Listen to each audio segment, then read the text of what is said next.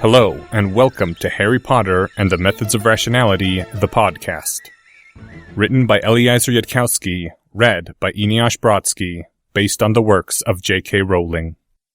This episode contains the last major actions of the Spew Witches. I wanted to give special heartfelt thanks to all the Spew Witches who helped to make this possible. Josie Cotton, Lauren Housley, Leppy, Amanda Grassello, Paige Smith, and Mars. I couldn't have done this without you, and thank you all for your contributions and for dealing with the retakes and changes I asked for. You guys are awesome. Second half of Chapter 74, Self-Actualization, Part 9, Escalation of Conflicts.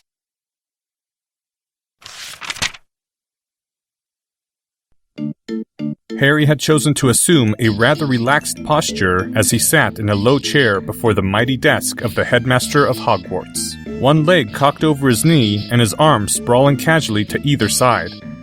Harry was doing his best to disregard the noise from the surrounding devices, although the one directly behind him that sounded like an owl hooting desperately as it was put through a wood chipper was pretty difficult to ignore. Harry! The old wizard said from behind the desk, the aged voice level as the blue eyes stared out at him from beneath the shining half-moon spectacles. Headmaster Dumbledore had garbed himself in robes of midnight purple, not true formal black, but dark enough to come close indeed to deadly seriousness, as the wizarding world counted the meanings of fashion. Were you responsible for this? I cannot deny that my influence was at work. The old wizard took off his glasses, leaned forward to stare at Harry directly, blue eyes to green. I will ask you one question. Do you think that what you did today was appropriate? They were bullies, and they came to that hallway with the direct intent of hurting Hermione Granger and 7 other first-year children. If I am not too young for moral judgment, then neither are they. No, Headmaster, they didn't deserve to die. But they did deserve to be stripped naked and glued to the ceiling. The old wizard put his glasses back on. For the first time that Harry had seen of him, the headmaster seemed to be at a loss for words. As Merlin himself is my witness, I haven't the faintest notion of how I ought to react to this. That's pretty much the effect I was aiming for. Harry felt like he ought to be whistling a merry tune, but unfortunately he had never learned how to whistle reliably. I need not ask you who is directly responsible. Only 3 wizards within Hogwarts might be powerful enough. I myself did not do it. Severus has assured me he was not involved. And the 3rd. The headmaster shook his head in some dismay. You loaned the defense professor your cloak, Harry. I do not think that was wise, for now that he has escaped detection by simple charms, he surely knows that it is a deathly hallow, if indeed he did not know from its first touch upon his flesh. Professor Quirrell had already deduced my possession of an invisibility cloak, and knowing him, he has probably guessed that it is a deathly hallow. But in this case, Headmaster, it so happens that Professor Quirrell was under one of those face-concealing white robes. There was another pause. How very cunning. The headmaster leaned back in his throne and sighed. I have spoken to the defense professor, just before you indeed. I did not quite know what to say. I told him that this was not the approved Hogwarts policy for dealing with infractions of hallway discipline, and that I did not feel it was appropriate for a Hogwarts professor to do what he had done. And what did Professor Quirrell say to that? Said Harry, who was not impressed with Hogwarts' current policies for enforcing hallway discipline. The headmaster wore a look of resignation. He said, "Fire me." Somehow, Harry managed not to cheer out loud. The headmaster frowned. But why did he do it, Harry? Because Professor Quirrell doesn't like school bullies, and I asked very politely. And he was feeling bored, and I thought this might cheer him up. Either that, or it's part of some incredibly deep plot. The headmaster rose up from behind the desk, began to pace back and forth before the hat stand that held the sorting hat and the red slippers. Harry, do you not feel that all this has gotten a bit Awesome? utterly and completely out of hand would say it better? I am not sure there has ever been a time in the whole history of this school when things have become so... I don't have a word for this, Harry, because things have never become like this before, and so no one has ever needed to invent a word for it. Harry would have tried to invent words to express how deeply complimented he felt, if he hadn't been snarkling too hard to speak. The headmaster was regarding him with increasing graveness. Harry, do you understand at all why I find these events concerning? Honestly? No, not really. I mean, of course Professor McGonagall would object to anything that breaks up the dull monotony of the Hogwarts school experience. But then, Professor McGonagall wouldn't set a chicken on fire. The frown lines deepened on Dumbledore's wrinkled face. That, Harry, is not what disturbs me. There was a full battle fought in these halls! Headmaster, Harry said, trying to keep his voice carefully respectful. Professor Quirrell and I did not choose for that battle to happen. The bullies did that. We just decided to have the light side win. I know there are times where the boundaries of morality are uncertain, but in this case the line separating the villains and the heroines was 20 meters tall and drawn in white fire. Our intervention may have been weird, but it certainly wasn't wrong. Dumbledore had gone back to his desk, sat down in his padded throne with a dull thump, and was now covering his face with both his hands. Am I missing something here?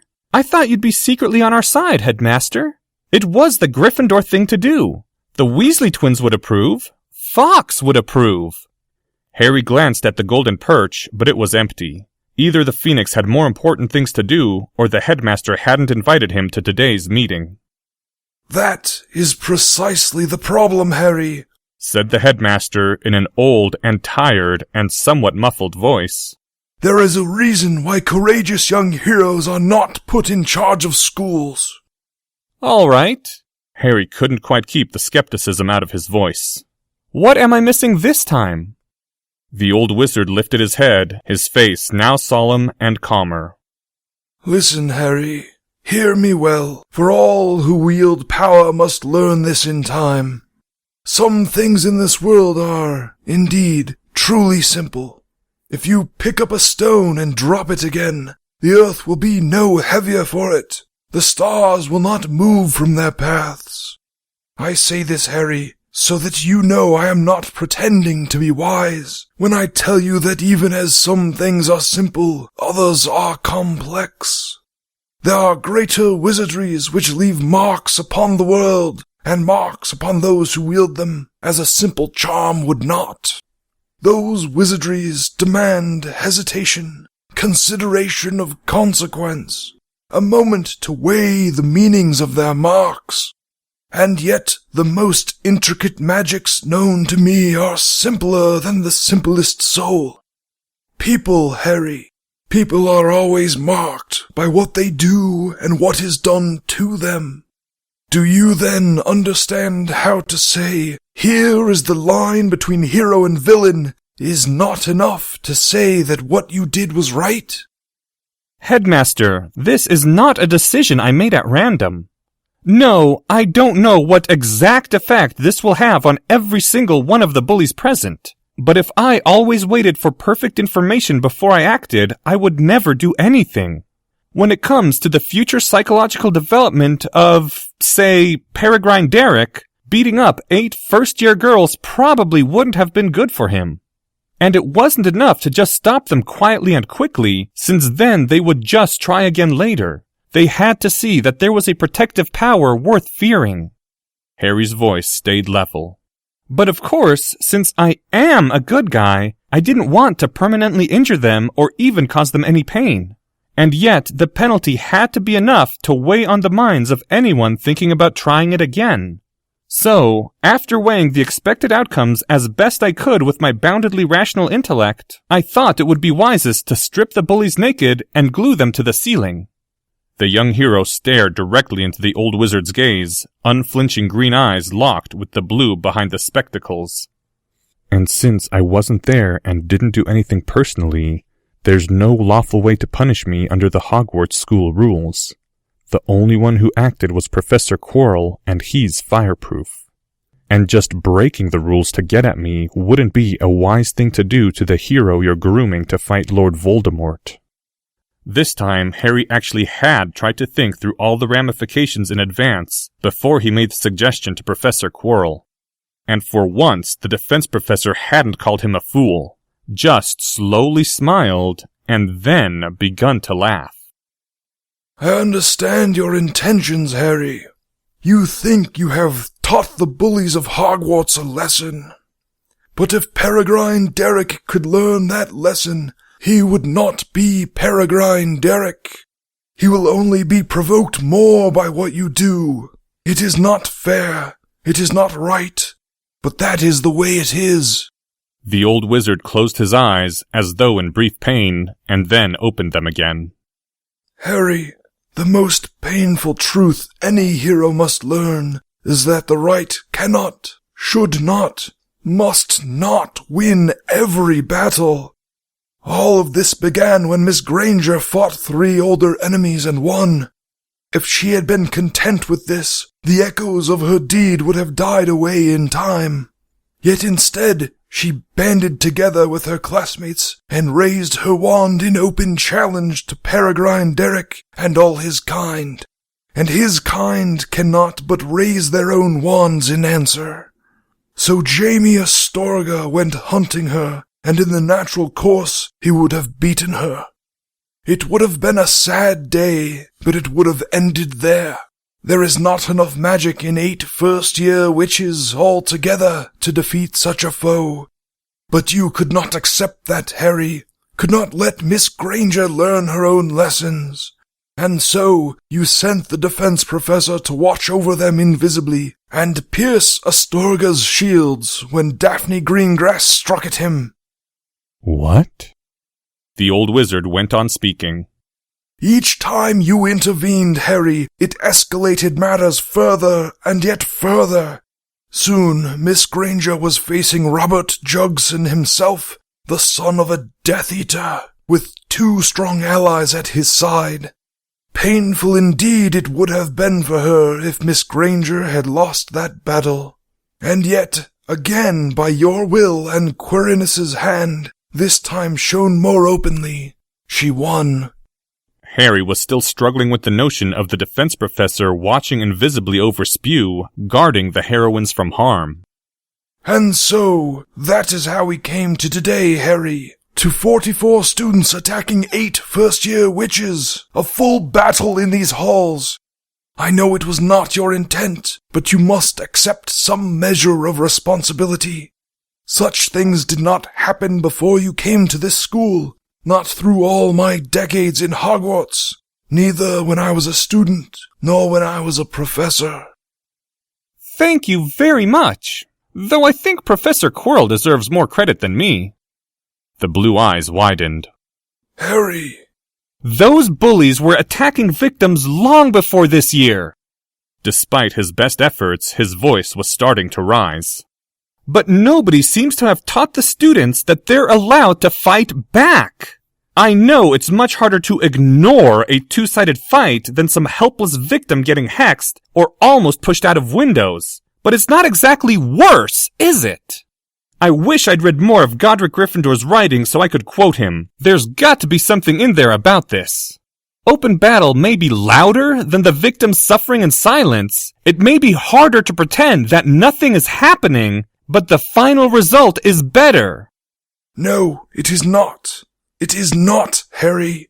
To always fight the darkness. To never let evil pass unchallenged. That is not heroism, but simple pride. Even Godric Gryffindor did not think that every war was worth fighting, though he went his whole life from one battle to another. The old wizard's voice went quieter. In truth, Harry, the words you speak, they are not evil. No, not evil, and yet they have frightened me. You are one who might someday wield great power over wizardry, over your fellow wizards. And if, come that day, You still think that evil must never pass unchallenged. Now a note of real worry had entered the headmaster's voice. The world has grown more fragile since the age when Hogwarts was raised. I fear it cannot bear the fury of another Godric Gryffindor, and he was slower to his wrath than you. The old wizard shook his head. You are too ready to fight, Harry, much too ready to fight, and Hogwarts itself is becoming a more violent place around you. Well, Harry said carefully after weighing his words, I don't know if it will help to say this, but I think you're getting the wrong impression of what I'm all about. I don't really like fighting either. It's scary and violent, and someone might get hurt. But I didn't fight today, Headmaster. The headmaster frowned. You sent the defense professor in your place. Professor Quirrell didn't do any fighting either. There wasn't anyone there strong enough to fight him. What happened today wasn't fighting, it was winning. It was a while then before the old wizard spoke again. That may be as it may be, but all these conflicts must end. I can hear the strain in the air, and with each of these clashes it rises. All this must end, decisively and soon. You must not stand in the way of its ending. The old wizard gestured toward the great oaken door of his office, and Harry departed through it. It was with some surprise that Harry stepped out from between the huge grey gargoyles which had made way for him, and saw that Professor Quirrell was still slumped against the stone of the corridor wall, a thick thread of spittle drooling from his slack mouth onto his professorial robes, in just the same position he'd occupied when Harry had first gone up into the headmaster's office. Harry waited, but the slumped man didn't rise up, and after long, awkward seconds, Harry began to walk down the corridor again. Mr. Potter, came a soft call after Harry had turned 2 corners, a quiet voice carrying unnaturally through the halls. When Harry had returned, he found Professor Quirrell still slumped against the wall, but the pale eyes now watched him with keen intelligence. I'm sorry to have tired you out. It was something that Harry couldn't say. He'd noticed the correlation between the effort Professor Quirrell expended and the time he had to spend resting. But Harry had reasoned that if the effort was too painful or detrimental, surely Professor Quirrell would just say no. Now, Harry was wondering if that reasoning had actually been correct, and if not, how to apologize. The defense professor spoke in a quiet voice, the rest of his body unmoving. How went your meeting with the headmaster, Mr. Potter? I'm not sure. Not the way I predicted. He seems to believe the light should lose a lot more often than I'd consider wise. Plus, I'm not sure he understands the difference between trying to fight and trying to win. It explains a lot, actually.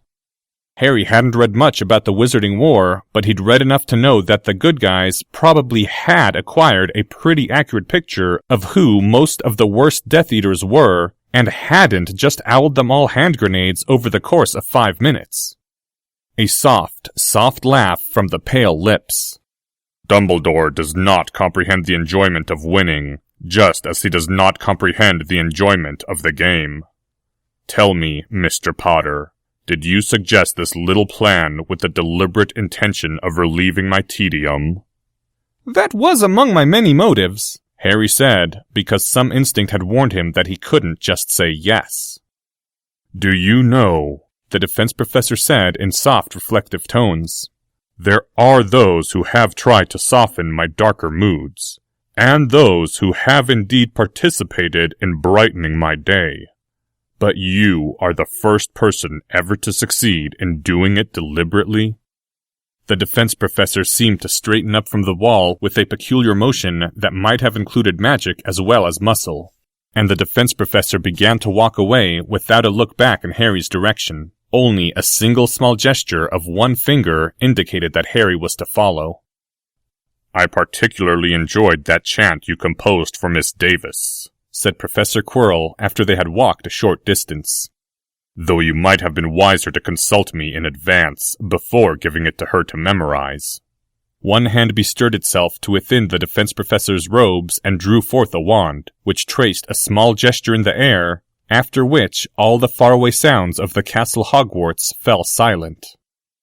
"Tell me honestly, Mr. Potter, have you somehow acquired a familiarity with the theory of dark rituals? That is not the same as confessing an intent to cast them. Many wizards know the principles." No. Harry had decided some time ago against trying to sneak into the restricted section of the Hogwarts library, for much the same reason he'd decided a year earlier not to look up how to make explosives out of common household materials. Harry prided himself on at least having more sense than people thought he did. "Oh?" said Professor Quirrell. The man was walking more normally now, and the lips curved about in a peculiar smile. "Why, perhaps you possess a natural talent for the field, then."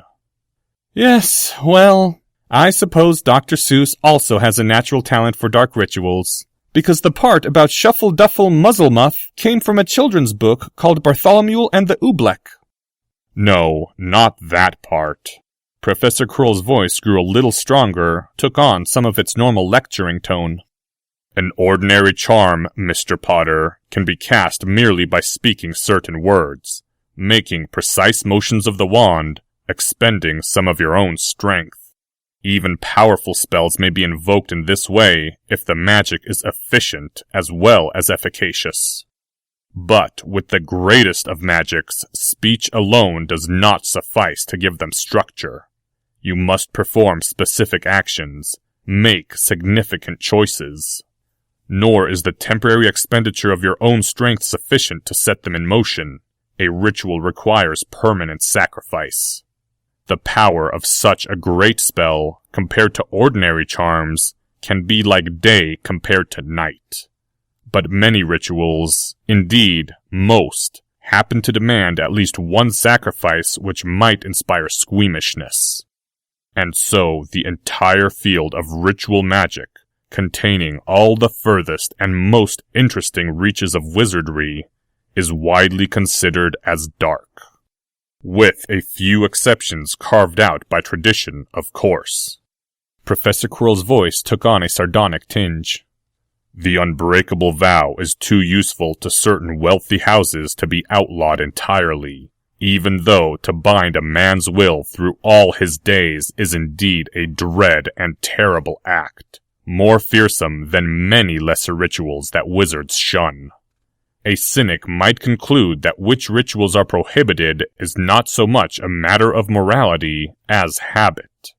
But I digress." Professor Quirrell made a brief coughing sound, a clearing of his throat. "The unbreakable vow requires 3 participants and 3 sacrifices. The one who receives the unbreakable vow must be one who could have come to trust the vower, but chooses instead to demand the vow from them, and they sacrifice that possibility of trust. The one who makes the vow must be someone who could have chosen to do what the vow demands of them, and they sacrifice that capacity for choice.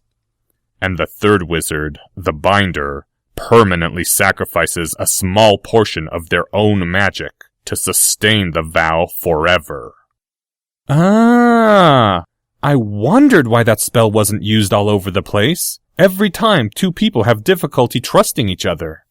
Although, why don't wizards on their deathbeds charge money to bind unbreakable vows and use that to leave an inheritance to their children? "Because they are stupid. There are hundreds of useful rituals which could be performed if men had so much sense. I could name 20 without stopping to draw breath. But in any case, Mr. Potter, the thing about such rituals, whether or not you choose to term them dark, is that they are shaped to be magically efficacious, not to appear impressive when performed. I suppose there is a tendency for the more powerful rituals to require more dreadful sacrifices. Even so, the most terrible ritual known to me demands only a rope which has hanged a man and a sword which has slain a woman, and that for a ritual which promised to summon death itself. Though what is truly meant by that I do not know, and do not care to discover, since it was also said that the counterspell to dismiss death had been lost. The most dread chant I have encountered does not sound even 100th as fearsome as the chant you composed for Miss Davis. Those among the bullies who had a passing familiarity with dark rituals, and I am certain there were some, must have been terrified beyond the capacity of words to describe. If there existed a true ritual which appeared that impressive, Mr. Potter, it would melt the earth. Professor Quirrell's lips twisted further. Ah, but the truly amusing thing was this. You see, Mr. Potter, the chant of every ritual names that which is to be sacrificed and that which is to be gained. The chant which you gave to Miss Davis spoke, first, of a darkness beyond darkness, buried beneath the flow of time, which knows the gate and is the gate. And the second thing spoken of, Mr. Potter, was the manifestation of your own presence. And always, in each element of the ritual, first is named that which is sacrificed, and then is said the use commanded of it. I see, said Harry as he trod through the halls of Hogwarts after Professor Quirrell, following him toward the defense professor's office. So my chant, the way I wrote it, implies that the outer god, Yog-Sothoth, was permanently sacrificed in a ritual which but briefly manifested your presence. I suppose we will discover tomorrow whether anyone took that seriously when we read the newspapers and see whether all the magical nations of the world are banding together in a desperate effort to seal off your incursion into our reality. They walked on as the defense professor began chuckling, odd, throaty sounds. The two of them didn't talk after that until they came to the defense professor's office, and then the man halted with his hand upon the door. It is a very strange thing, the defense professor said, his voice now soft again, almost inaudible. The man was not looking at Harry, and Harry saw only his back. A very strange thing. There was a time when I would have sacrificed a finger from my wand hand to work upon the bullies of Hogwarts as we have worked upon them this day, to make them fear me as they now fear you. To have the deference of all the students and the adoration of many, I would have given my finger for that. You have everything now that I wanted then. All that I know of human nature says that I should hate you. And yet I do not. It is a very strange thing. It should have been a touching moment, but instead Harry felt a coldness traveling down his spine, as though he were a little fish in the sea, and some vast white shark had just looked him over and decided after a visible hesitation not to eat him. The man opened the door to the defense professor's office and passed within, and was gone. Aftermath. Her fellow Slytherins were looking at Daphne like they didn't have the faintest idea of how to look at her. The Gryffindors were looking at her like they didn't have the faintest idea of how to look at her. Showing no fear, Daphne Greengrass strode into the potions classroom, wrapped in the imperious dignity of a noble and most ancient house. Inside, she was feeling much the same way everyone else probably did. It had been 2 hours since the what? When the what had happened, and Daphne's brain was still going, What? The classroom was quiet as they all waited for Professor Snape to arrive. Lavender and Parvati sat near a cluster of other Gryffindors, surrounded by silent stares. The two of them were looking over each other's homework before class started, and nobody else was helping them or talking to them. Even Lavender, who Daphne would have sworn could never be fazed by anything, seemed subdued.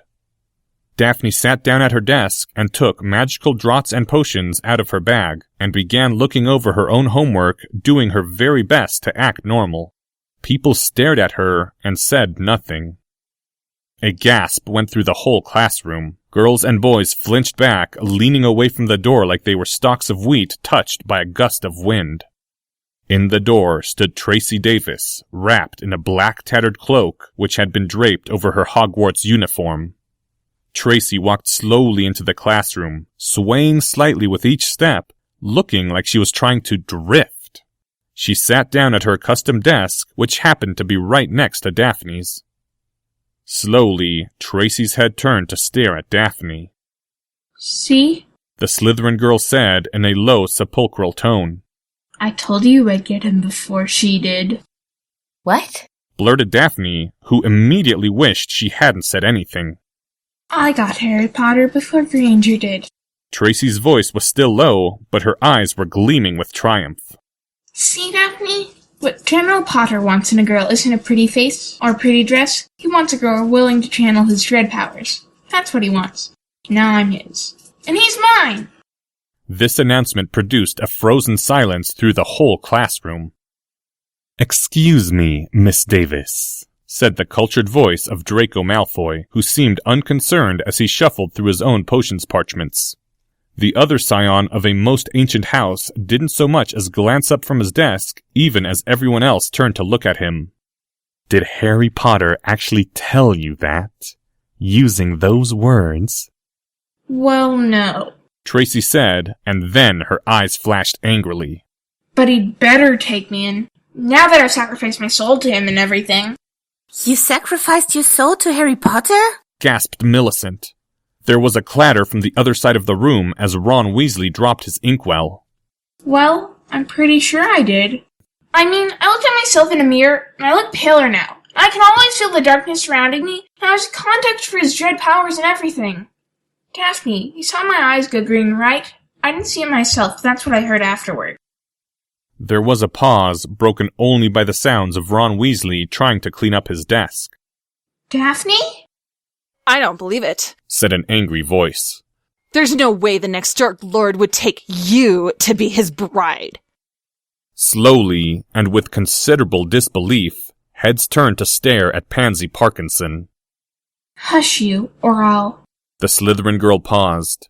Then Tracy's voice went even lower, and she said, Hush you, or I'll devour your soul. You can't do that, said Pansy in the confident tones of a hen which had worked out a perfectly good pecking order where she was at the top, and wasn't about to go updating that belief based on mere evidence. Slowly, like she was trying to float, Tracy got up from her desk. There were more gasps. Daphne felt like she'd been petrified in place within her chair. Tracy, said Lavender in a small voice. Please don't do all that again, please. Now Pansy was showing definite nervousness as Tracy swayed toward her desk. What do you think you're doing? Pansy said, not quite managing to sound indignant.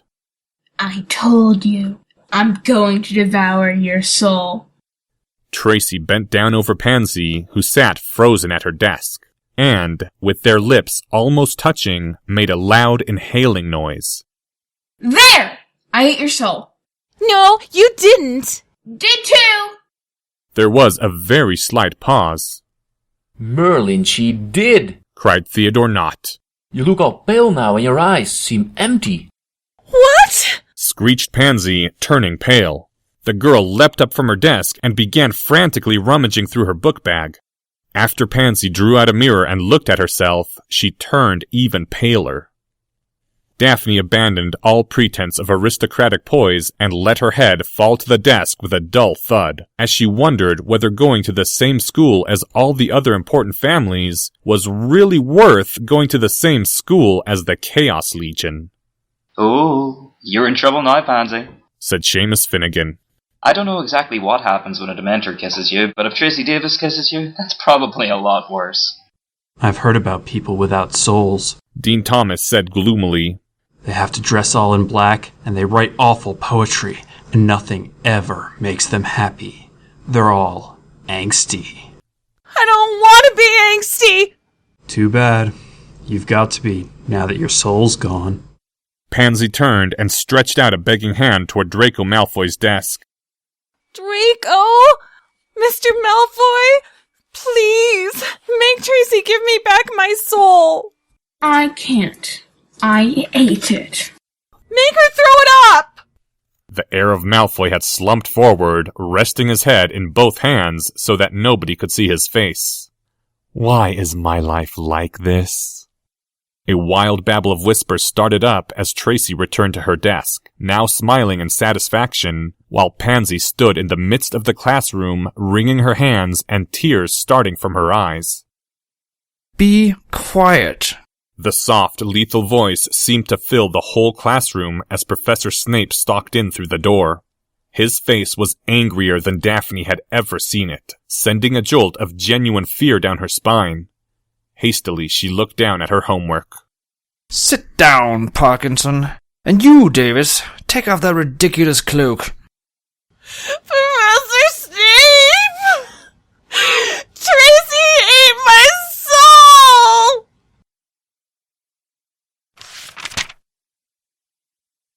End Chapter 74. Thank you to the following people: Dumbledore, Drake Walker. Severus Snape by Brian Jones. Daphne Greengrass, J.C. Cotton. Tracy Davis was voiced by Lucky. Lavender Brown by Paige Smith. Millicent Bulstrode by Gigi Arndt. Dean Thomas, David Liu. Pansy Parkinson read by Brooke Davis. This chapter's original text, production notes, and attribution links, along with archives and much more, can be found at hpmorpodcast.com. If you would like to learn more about the art of rationality, please visit lesswrong.com, an online community of aspiring rationalists founded by Eliezer Yudkowsky. Some sound effects used are courtesy of the Free Sound Project. The music used is Catch That Goblin by Skaven. Thank you for listening, and come back next week for Chapter 75, Self-Actualization Final Responsibility.